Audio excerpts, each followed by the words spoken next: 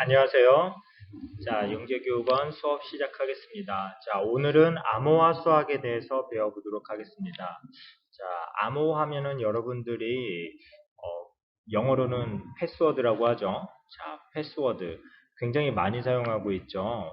여러분들이 일반적으로 뭐 네이버를 가입을 해서 들어가려고 해도 아이디와 패스워드를 설정하고 들어가야 되죠. 자, 그런데 패스워드 할 때도 항상 문자, 숫자, 그리고 특수 문자 등을 함께 조합해서 사용하라고 하는데, 자, 그 이유는 알겠죠? 그렇죠. 여러 문자들이 조합이 될수록 그 암호를 해독하는데 시간이 오래 걸리고, 자, 그리고 시간이 오래 걸리면 그만큼 보안성이 높아지는 거겠죠. 자, 암호는 처음에 2차 세계대전에서부터 많이 발전했는데 그 이전의 고대에서도 실제로 암호를 사용했다고 하죠. 자, 특히 보안이 철저하게 필요한 전쟁 상황에서는 군인들이 암호문을 가지고 서로 의사소통을 했다고 합니다. 물론 현대에서도 암호를 굉장히 많이 사용하는 그런 전쟁들을 볼 수가 있겠죠. 자, 일반적인 암호문의 형태는 자, 원래 이렇게 평문으로 이렇게 제시되어 있는 A, B, C, D, E, F, Z가 있는데 그것을 암호문으로 바꿔주는 거죠.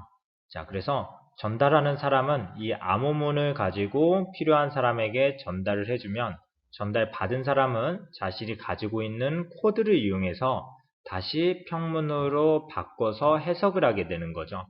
자, 이렇게 암호문으로 바꾸는 것을 암호화한다고 이야기합니다. 자, 그리고 다시 이렇게 평문으로 바꾸는 것을 복호화라고 이야기합니다. 자, 그래서 평문을 암호문으로 바꾸는, 그리고 암호문을 다시 평문으로 바꾸는 약속을 해야 되죠. 자, 그것을 서로 상호간에 코드를 가지고 있다. 아니면은 서로 약속된 것이 있다라고 정의를 하면 되겠습니다.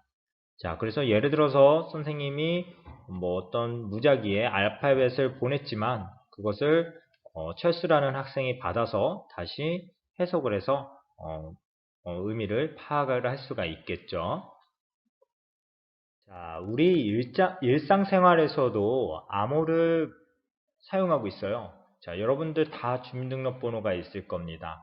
자, 대한민국 국민이라면 출생신고를 할 때 주민등록번호가 부여되는데요. 자, 주민등록번호가 총 몇 자리죠?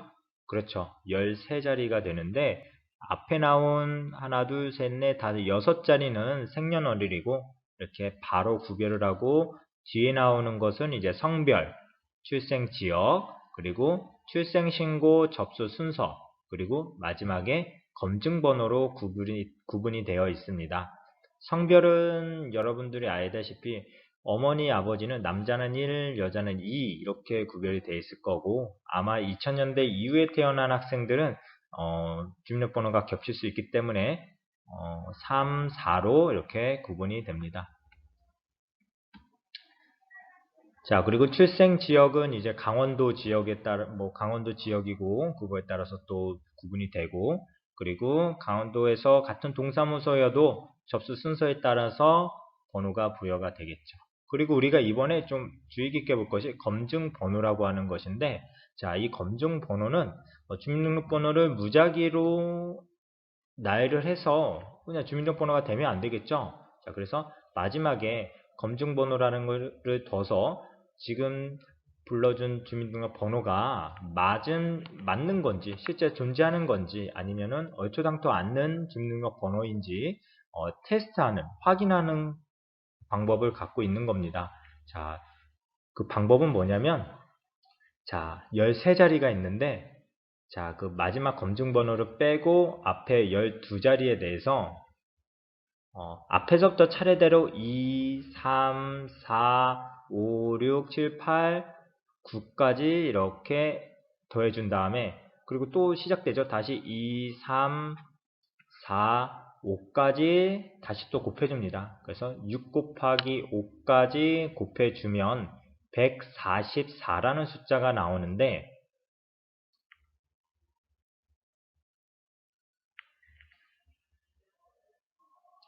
144라는 숫자 나오는데 이것을 11로 나누었을 때 나머지가 바로 마지막에 있는 숫자가 나와야 되는 거죠. 자, 그런데 여기는 지금 마지막에 숫자가 7이고 11로 나눴을 때 값은 1이기 때문에 이건 틀리죠. 그래서 이렇게 무작위로 1, 2, 3, 4, 5, 6, 7 이렇게 무작위로 주민등록번호를 생성하게 되면은 이거는 무조건 걸립니다. 실제로 주민등록번호 입력하면 올바르지 않는 주민등록번호라고 나오는 이유가 바로 이 검증번호 때문에 그런 겁니다. 자, 뭐 한이 주민등록증, 여러분들 아직 주민등록증이 안 나왔죠? 고등학교 한 2학년 정도 되면은 주민등록증이 나오는데 요것도 마찬가지로 8부터 여기 1까지 순서대로 2, 3, 4, 5, 6, 7, 8 이렇게 곱한 수를 나누기 11로 하면 나머지가 생기죠. 그 나머지가 요 8과 같아야 되는 겁니다. 자, 10의 자리 숫자에 ISBN이 있는데 이건 ISBN이 뭐냐면 여러분들 정식으로 출판된 책을 보면은 뒤에 ISBN이라고 이렇게 숫자가 있습니다.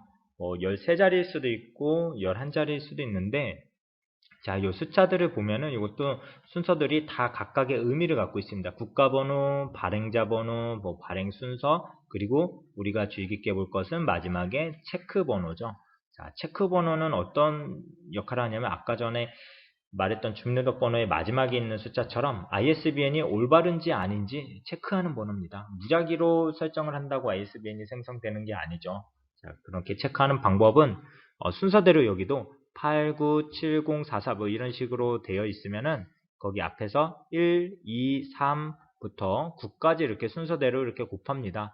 자, 곱해서 이것도 마찬가지로 만약에 다 곱해서 152라는 수가 나오면 그것을 11로 나눕니다. 그래서 나온 숫자가 9면은 이게 바로 체크 번호가 돼서 이 뒤에 생성이 되는 거죠. 그래서 아무렇게나 숫자를 대입을 했을 때는 ISBN이 틀리다고 나옵니다. 자, 뭐 한 가지 더 얘기를 덧붙이자면 우리나라에 있는 거의 모든 상품에는 바코드가 있죠. 자, 이 바코드도 세계 표준 규격을 따르는데 이 바코드에도 마찬가지로 이 마지막 숫자는 검증번호입니다. 자, 이런 식으로 똑같진 않지만 이런 식으로 어떤 수를 곱하고 나누어서 나머지가 이렇게 들어가는 걸로 되어 있죠.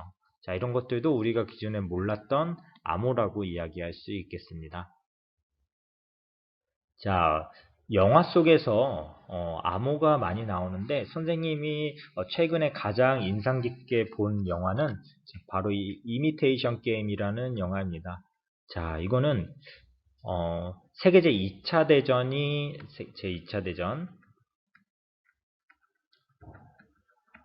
배경인데 여기서 주인공으로 나오는 앨런 튜링이 나오죠. 자, 영국 사람입니다. 자, 2차 세계 대전은 연합군과 독일군이 서로 싸우는데 연합군들이 독일군한테 계속 지고 있었어요.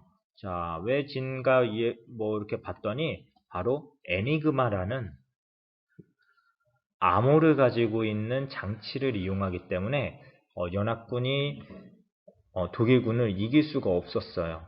자, 각각의 뭐 그 잠수함이라든가 아니면 이동 경로라든가 이런 것들을 다 암호문으로 전달을 하기 때문에 이거를 중간에 캐치를 해서 첩보를 활용을 하려고 해도 도저히 알 수 있는 방법이 없었죠. 자, 이거를 알려면은 경우의 수가 1590억의 10억 배의 경우의 수를 가진 거기 때문에 이거를 해독하기라는 너무나 어려웠죠. 그래서 연합군에서도 자포자기로 포기하고 있었습니다. 자, 왜냐면 또 이거를 매일매일 또 코드를 바꿔서 사용하기 때문에 이거를 풀었다고 해도 이미 그 코드는 지나간 코드가 돼서 코드를 푼 의미가 없게 되는 거죠. 그래서 짧은 시간 내에 이렇게 많은 경우의 수를 다 대입하기에는 너무 어렵죠. 자, 이때 앨런 튜닝이라는 요 주인공 어벤져스에서도 나오는 요 주인공이 바로 최초의 컴퓨터 기계를 해서 암호를 해독하는 장비를 만들었죠. 사실 보안상 그동안은 밝혀지지 않았는데 이게 사실 최초의 컴퓨터라고 이야기를 하죠. 자, 그리고 U571이라는 같은 시대 2차 세계대전에서 일어나는 그 암호에 관련된 영화입니다. 자, 요거는 잠수함전을 독일군이 굉장히 잘했는데 이 잠수함에 숨어져 있는 암호 해독 키를 이제 찾으면서 다니는 그런 영화라고 볼 수가 있습니다. 자, 이렇게 영화에서도 나오지만 이것들이 다 실화를 바탕으로 한 영화이기 때문에 우리 역사상 암호가 얼마나 중요한지 알 수가 있겠습니다. 자, 처음으로 소개해 줄 암호는 스키테일 암호라는 건데요. 자, 여러분들이 한번 이거를 한번 해독해 보세요. 자, 여도, 호어, 러머를, 보분, 진만, 새들, 암들, 요. 만약에 이런 암호문을 받았다고 하면은 여러분들이 쉽게 해독을 할 수 있을까요? 아마 대부분은 의미 없는 낙서라고 생각하고 그냥 별 신경도 안 쓰고 그냥 버려버릴 수도 있을 것 같은데 이게 굉장히 큰 의미를 가지고 있는 암호문입니다. 자, 이 암호문을 해독하기 위해서는 자, 이런 막대기에다가 이렇게 말아서 활용을 할 수가 있겠죠. 자, 이렇게 말아서 확인을 하면은 일정한 간격으로 글자들이 연결이 됩니다. 예를 들어서 이게 육각형이면 6칸마다 같은 자리의 숫자가 이렇게 나타나겠죠. 자, 이렇게 하나의 단어가 나오고 또 여기에도 또 단어가 나오고 그래서 같은 간격으로 이렇게 글자가 나오면 이거를 가지고 읽어서 돌리면서 읽어서 글자를 해독하는 거죠. 자, 그래서 이거 실제로 의미를 파악해 보면은 자, 이런 내용이 나옵니다. 자, 어떻게 하냐면 여, 러, 분, 들 이렇게 4개를 걸쳐서 하나씩 글자가 나오는데 여러분들 그 다음에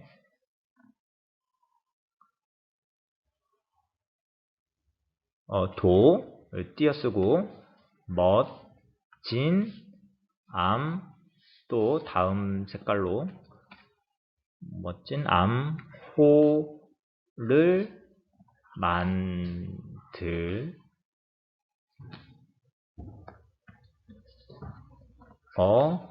보세요.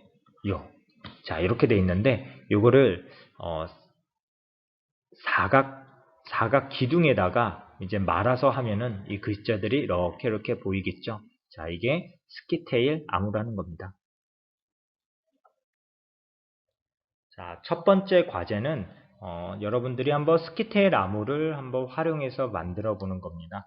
자신이 원하는 글자들을 배열을 해서 그게 어떤 문장 형태를 만든 다음에 이게 원래 암호하기 전에 평문이 되겠죠. 자, 이거를 우리가 갖고 있는 코드를 예를 들어서 아까 방금 전에 예시 들어준 거는 4였죠. 4개의 단위로 글자를 연결하면 문장이 나왔었죠. 자, 코드를 정해서 자, 암호문을 만들면 되겠죠. 자, 요거는 여러분들이 직접 만들어서 나머지 과제들과 함께 사진을 찍어서 과제 제출방에다가 올려주면 되겠습니다.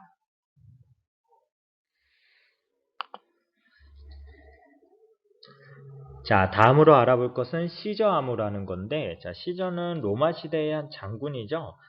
장군인데, 뭐 친지들이나 아니면은 뭐 군사 작전을 하는 데 있어서 이런 암호문을 활용했다고 해요.